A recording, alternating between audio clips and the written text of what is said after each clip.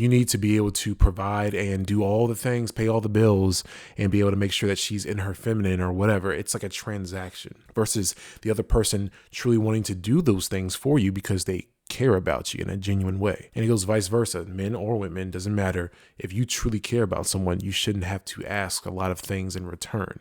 You should love them for who they are, what they can do for you genuinely, and how you truly just feel about them. It shouldn't just be like, oh, you have to do these things for me in order for me to be able to even give you my attention, my full undivided attention, my vulnerability, my love, my assets, my resources, my body, stuff like that. It's not cool.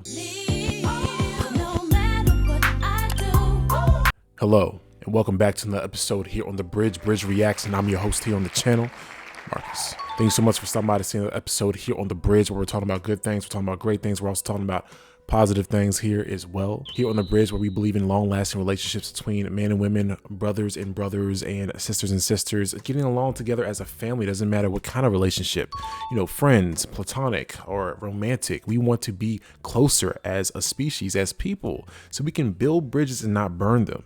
Especially when we're talking about relationships, when it comes to a romantic level, and having mom and dad there, being there to take care of the kids so they can be there as a family together to heal and grow and learn together. If you like what we talk about here on the channel, please subscribe, like button, notification bell as well. Welcome to the channel. Really appreciate you. Thank you so much for stopping by on The Bridge here today. Today's topic, we are talking about something that's a little less crazy like the last video. I'm so sorry to expose that to you if you have not already been exposed to Felice Johnson. I ain't let me touch myself. My balls is heavy. Oh my God. I pulled it out. Okay, I'm done. But check it out if you want to see it. It's a rough one. But today's video, we are talking about when it comes to transactional relationships and what is a transactional relationship, how to identify a transactional relationship, and all the not really pros, but various amount of cons that go with transactional relationships. So what is a transactional relationship? So exactly what it sounds like. In order for someone to love someone else, they need to do something for them. There is a transaction, literally exactly what it sounds like. And I've noticed a lot of relationships are what they, portray online, the red pill space, the pink pill space. If you, the opposite of men talking about women, but women talking about men, it seems to be very transactional. Like, say, for instance, in order for a man to love you and take care of you, you need to do something for him every day and do all these, specific acts, right? In order for him to want to provide and protect you. When is that really love, or is that just a transaction? It seems like it's like advanced levels of protected prostitution. It doesn't really seem like it's love, and vice versa. In order for a woman to want to, be there for you physically and want to be, in a sense, domestic, or being able to take care of your children and cook and clean or whatever, or treat you like the king that you are, men. Right. You need to be able to provide and do all the things, pay all the bills, and be able to make sure that she's in her feminine or whatever. It's like a transaction versus the other person truly wanting to do those things for you because they care about you in a genuine way. And it goes vice versa, men or women, doesn't matter. If you truly care about someone, you shouldn't have to ask a lot of things in return. You should love them for who they are, what they can do for you genuinely, and how you truly just feel about them. It shouldn't just be like, oh, you have to do these things for me in order for me to be able to even give you my attention, my full undivided attention, my vulnerability, my love, my assets, my resources, my body, stuff like that. It's not cool. To me, that's just not, it's not real. Like, what does that do? What does that show the children that you are raising together? I'd imagine men who have daughters, you should really care and love your daughter. That's your little princess, right? Right. Don't spoil her too much. That's your princess, right? And you're showing her that only a woman can get or receive love from a man if she is doing certain things for that man in order to receive that love, versus it being more of a genuine, just out of their heart, out of their kindness, just because they actually care. They actually see, potential in the other individual being a future father, husband, maybe a great life partner to go through life and learn and grow with and heal, right? So same thing, vice versa with little boys. How are you going to show your son? Are you going to just have him grow up being a man and then treating women like shit? Like, are you going to really do that? And then only way that they can get his love is for them to do something for him in a transactional way. So again, that's one of my main points right there, and how to identify the transactional relationship. Be open and honest like I always am on this channel. Again, I don't tell you everything. It's none of your business, but I will be open and honest. I feel as though I also fell into this category of treating certain relationships in a transactional way, and that was wrong. It was wrong. Not just the romantic relationships, but also the relationships with my friends or even some family members, where it's like, oh, I will, show up for you more, or I will contact you more often if you do certain things for me, or you show me more love first. And I do feel as though, and I'm going on a tangent a little bit right now, but I feel as though I am the person that tends to, not always, not perfect, but I tend to reach out to other people first. Like I genuinely care, and I try to check on people.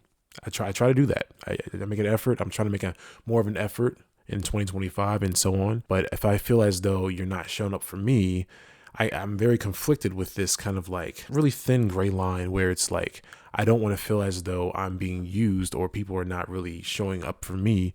But then again, I don't want it to seem like it is transactional. I don't want it to seem like it's a transactional relationship. So sometimes I distance myself, and I can identify whether if I am the one treating it like it's a transactional relationship, or the other person may be treating it like it is a transactional relationship. And that, again, is not healthy. It does not last in a long lasting relationship. It doesn't serve a purpose in the long haul. Unless you don't care of having long lasting relationships, then I guess, why are you in relationships anyways?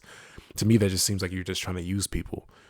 That makes you kind of a bad person, to be honest with you. But anyways, when it comes to partners consistently track who owes them, and keeps a checklist of I did this for you a long time ago. Or they bring up the past of things that they might have done for you or to you that made you feel good or whatever, try to appease you. And they're keeping a mental checklist of what they've done in order for you to understand that, hey, you owe me, in a sense.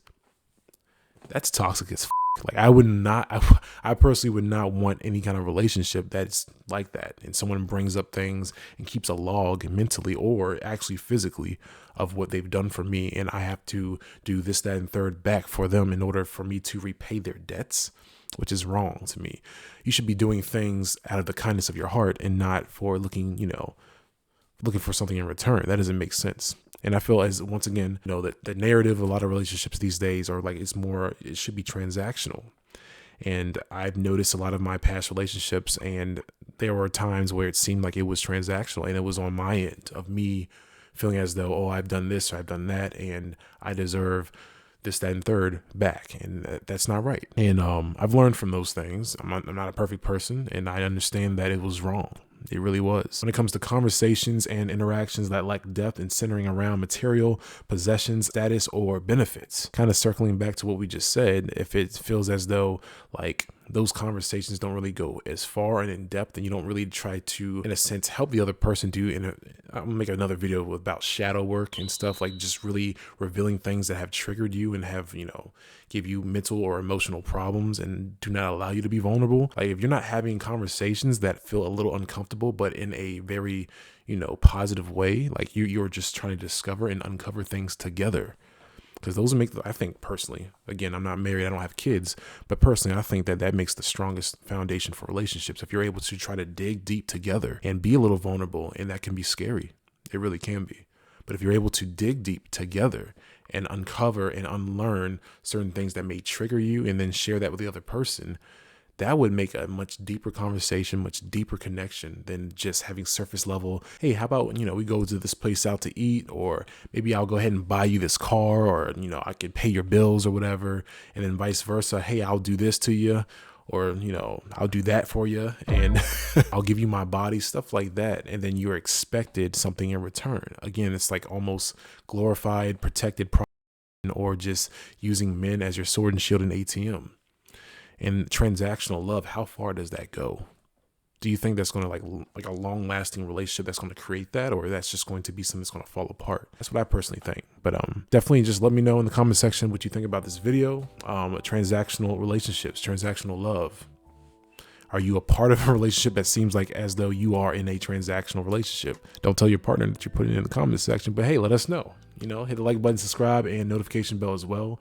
We really appreciate you here on the bridge, and I will see you guys in the next video. Take care, stay safe, and let's build real connections, because the future generation will need this. You know, for us to continue the species and have stronger families, strong connections, we need that. I'll see you guys next time.